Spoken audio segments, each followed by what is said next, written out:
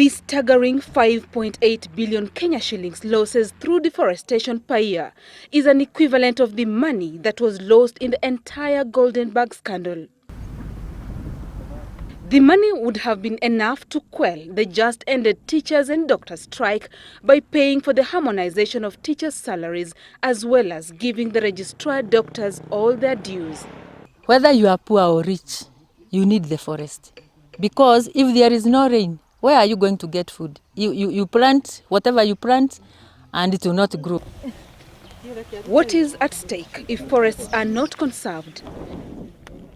Indirectly, the lack of rainfall caused by uncontrolled cutting down of trees, popularly known as deforestation, in and out of the 5 water towers directly determines how much you pay for your electricity, fuel, water, among other many things.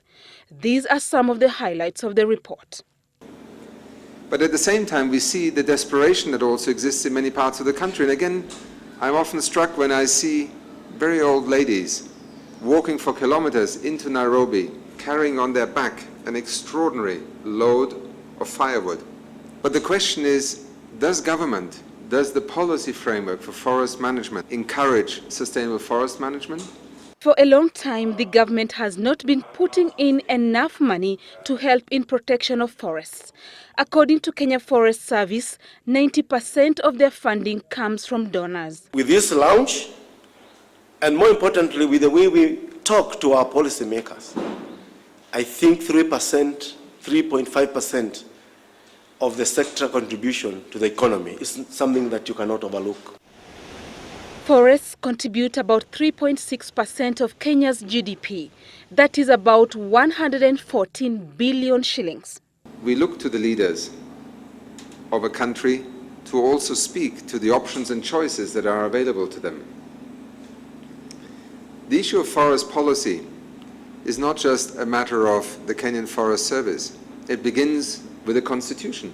The government can no longer be the manager and owner of forest resources. You've got to bring in the private sector. With this study shedding light on what should be done, by the end of the 3-day national dialogue on Kenya water towers, pro-forest conservation and other green participants hope to map a common path for the future of Kenya's water towers and their contribution towards the green economy.